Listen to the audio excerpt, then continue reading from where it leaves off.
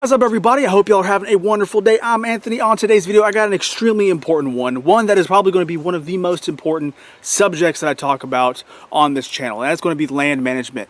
This is the stuff that you absolutely need to know, and I'm going to tell you why right after the intro.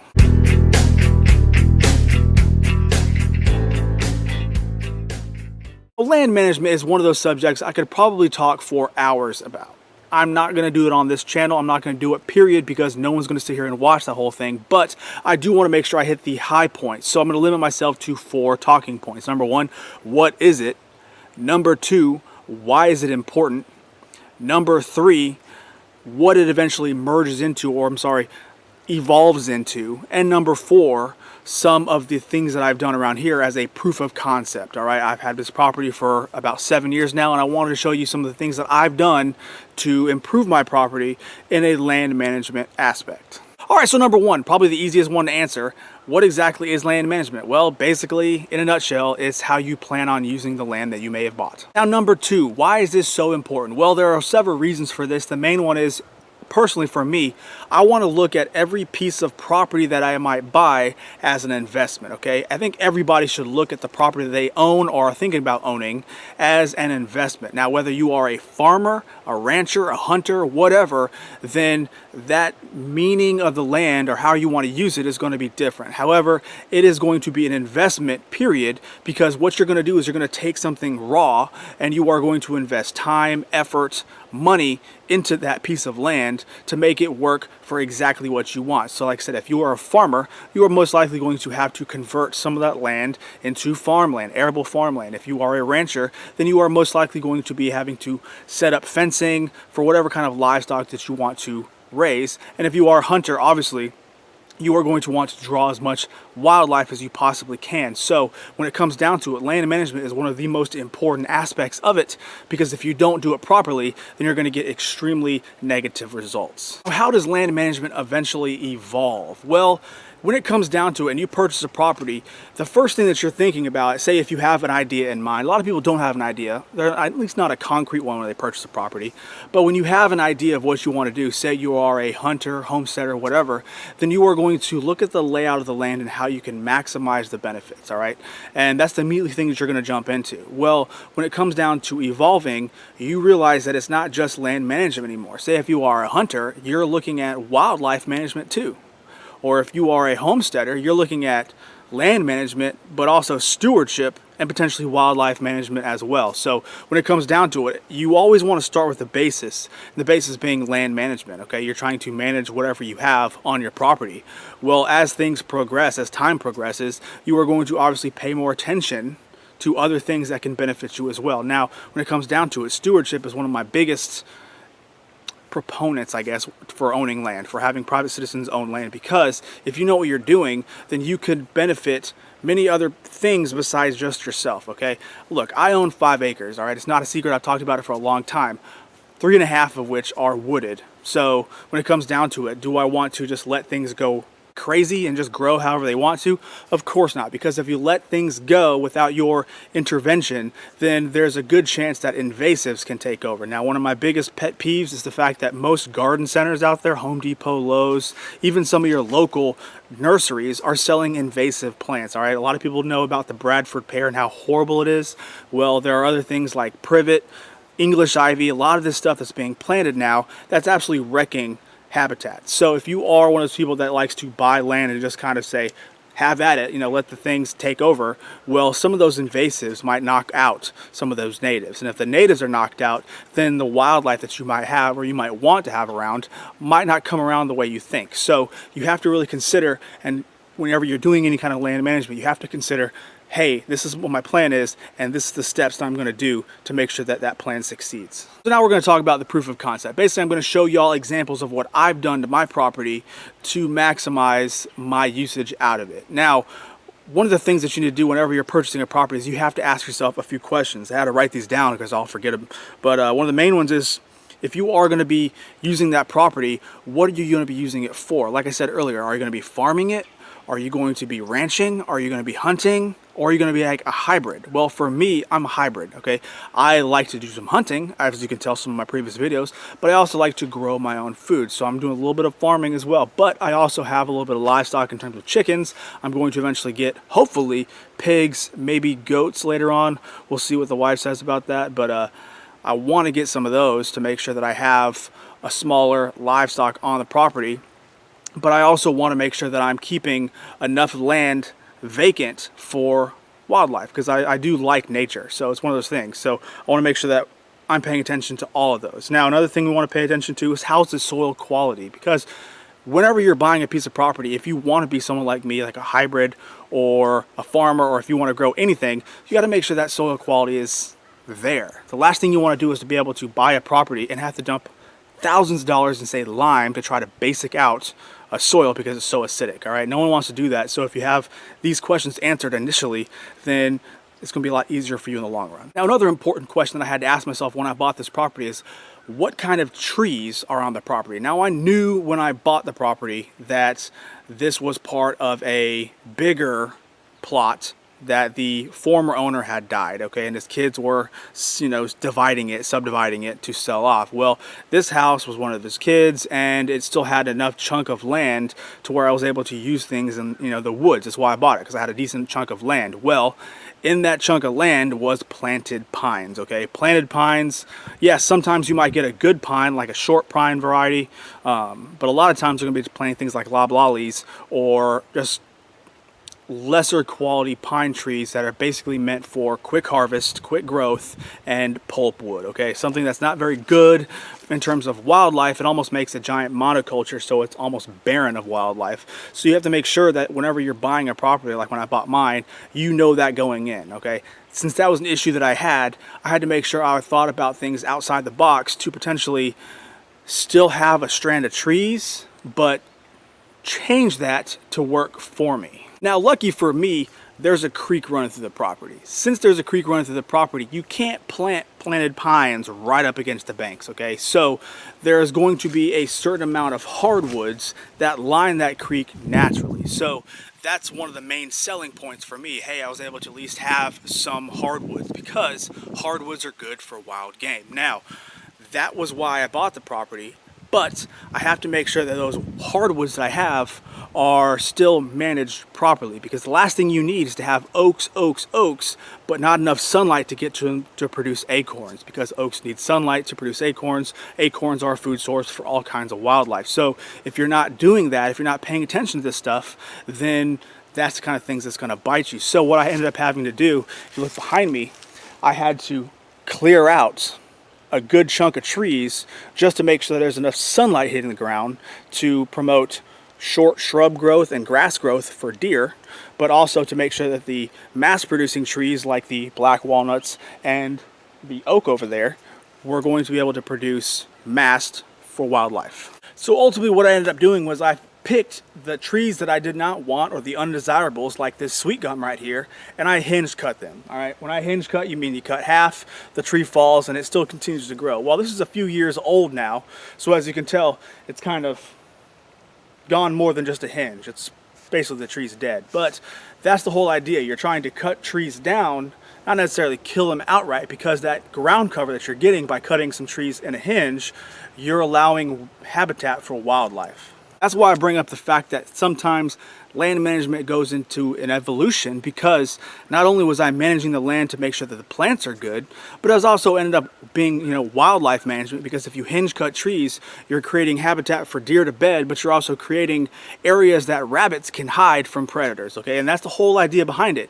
If you can get it to all work together, then the transition from wild oblivion, whatever, into a well-managed land will be much easier. Now, another question you're going to ask yourself is, how are the neighbors, and are they going to be detrimental to what your goals are? Luckily for me, I asked myself that question when I bought the property, and I went and actually talked to the neighbors. Now I got a neighbor over here, over there, and now a new one on that side, and we are all on the same page in terms of our land management usage. He's also a hunter. He just likes having a nature preserve, and he's also a hunter, but he does a lot of his hunting on a land private, you know, for hunters that they go together for a lease. So he's not ever hunting back here, but he likes to do the same thing as I do in terms of making sure that the quality for lower browse and all that kind of stuff that, you know, deer would eat is there. So being on the same page with your neighbors is going to be extremely, you know, beneficial for you in the long run. Another question I had to ask myself when I bought this property was,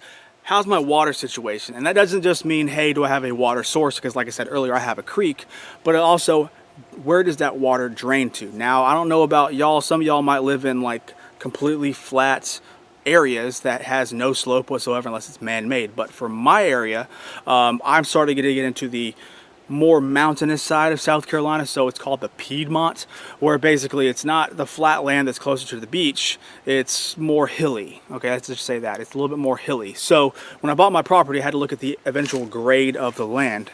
And when I saw that, I noticed my property has a gradual slope downward towards this creek here. Now, if I was looking at things in terms of being a strict farmer, and all I want to do is maximize profits, one thing I would probably do would be to clear all the land so I can grow food. But if you did that, or if I did that, what eventually would happen would be the first time we got a hardcore rain, all that topsoil would wash out into the creek. Because I didn't pay attention to how the land was laid out, that would be an inevitable result. But because I paid attention to things like that, because I had a background and idea of decent land management practices, I knew that there are certain areas that were more susceptible to water standing that I had to make sure that I did not cut the trees on. Okay, there are several parts of my property that have trees with extremely dense roots like American holly and cedar, deep-rooted trees that not only act as a windbreak, but they also act as a soil collector. I don't know the really word for it, but they keep the soil in place, all right? But one thing I want to make sure I mention is the fact that trees only go so far. One of the best ways to hold soil is grass. And grass is a humongous consideration you have to consider if you're going to be a good land manager. Now, remember what I said about ranchers before? Well, there's a saying around here, I'm sure it's everywhere else as well, but if you want to be a good cattle farmer, then you got to make sure that you are a grass farmer, okay? So you can't just think of it as, what am I going to put on that grass? You have to think of it as, I have to take care of that grass, because if the grass is taken care of, then it's going to take care of the livestock and it's going to make my job that much easier. Now, we can get into the fact of natives versus, you know, planted things like fescue, things that are not native to the United States. Or we can get into the fact that, you know, if you look at the Midwest or the center section of the United States, that's where traditionally like buffalo were roaming. Well, they weren't on like fescue, they were on Indian grass, switchgrass, native grasses. There's a reason why whenever they started farming that in the early 20s and really farming it with horrible practices, when you get a big dust storm or a big storm in general, it washed all that topsoil away because they were not thinking about the grasses that were there with extremely long roots that held all of that soil in place. So that's another consideration you have to think about when it comes down to what is the plan for this property. You got to make sure that you're keeping erosion, you know, away, making sure things stay where you want them to, because no one wants to lose their property to erosion. And you also want to make sure that you are taking care of that base layer of soil, because again, if you've ever seen my other videos, soil does not like to be bare. If it's bare soil, then it's considered bad. All right, you want to treat soil like your skin. All right, you need to have a covering over the soil like a layer of skin. If you don't, then you are going to have an open wound. So basically, if I have an open patch of soil, I have an open wound on, you know, the ground. So what I ended up needing to do is I need to make sure that I'm taking care of what's on the ground layer, because if I do, then everything on the top layer is going to succeed. Well, one of the biggest issues when you have planted pines and a lot of hardwoods that are planted too close together is you get leaf litter. Okay, leaf litter is one of those things that can be very bad. It can also, you know, unfortunately lead to things like wildfires. So what's been going on, what I've tried to take to my advantage is, you know, the practices the natives did here hundreds of years ago and use that to make my property better.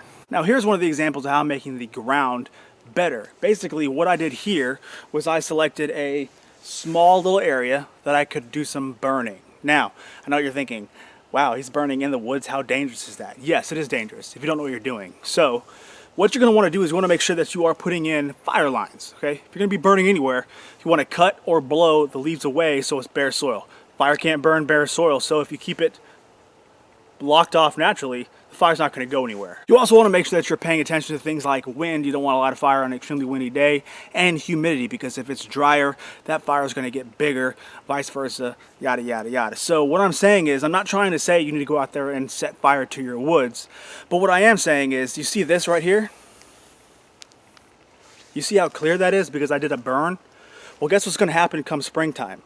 You're going to get a whole bunch of low-growing shrubs, natural grasses, vining things that are going to grow up, and that's going to be food for things like deer, okay? Whenever you get food or cover for wildlife, it's only going to benefit you in the long run. And again, this is proof of concept. So this is what the area looks like before a burn. You see how that right there is why I did burn? Well, right here is what it looked like before I burned it. So do you think anything's going to come up and grow through there? No. If you have too much leaf litter, not only is it dangerous for forest fires, but it's also inhospitable for wildlife. Deer, turkey, all these animals need cover. And if you don't have any cover for them, they're not going to stay here. So if I'm not making sure I manage this properly, then I'm not going to get any wildlife here. If I don't get any wildlife, why hunt it? Now, another proof of concept is the fact that I have to make sure there's a certain amount of my property that gets a decent amount of sun. Again, my whole goal was a hybrid. I wanted to grow my own food as well as hunt and have some livestock. So if I want to grow food, what do you need? You need sunlight. And the sun rises over there in the east and it sets in the west. So I had to make sure that the trees that were on the eastern side were not so tall that they were shading out my garden. Now, unfortunately, during the winter time when the sun doesn't quite rise over the horizon as much as it does in the summertime, you get less sun, meaning less sun, less being able to grow. So I can only grow so many things in the wintertime. Fortunately for me, as you can see here, the kale, the collard greens, turnips are still doing just fine. But it's one thing I had to do when I first moved in is I had to cut about half those trees back so I had enough sunlight to where I wanted to grow. Again, certain things need at least 8 hours of sunlight. If you do not have that, you're not going to get near the quality that you can. So again, when it comes down to it, you have to manage for sunlight just as much as you have to manage for other things as well. All right, so now the last proof of concept I wanted to talk about was the fact that I don't want to be unsustainable. I want to make sure that I can sustain myself if need be in any kind of situation, all right? That's the whole point of being self-reliant, right? So when it comes down to it, I didn't want to plan a whole bunch of stuff that needs so much outside input that I have to constantly go off the property to take care of it, to be able to deal with it. So when it came down to it, I don't have a humongous farm field that I need a tractor to use, and I have to spray a whole bunch of fertilizers to make sure that I'm getting what I need. I have a whole bunch of raised beds because, again, like my soil wasn't great, so I had to make raised beds, and I can sustain that off of the livestock that I have using their manure plus the leaves from the deciduous trees to make a good loamy mix to sustain my food growing in terms of my garden. Now when it comes down to fruit trees, my orchard, I always wanted to have an orchard, so I had to make sure I picked certain types of fruits that did well here naturally, like figs. Figs grow well here without having to really do anything, so it's very easy to do those. But if I pick things like apples, which I do have apples, a lot of times they need to be sprayed, so I had to pick varieties that were disease resistant to some of the problems that I have in my area. I have a lot of problems with cedars around here, so cedar apple rust is a real issue. You got to make sure you're picking a variety that is resistant to cedar apple rust.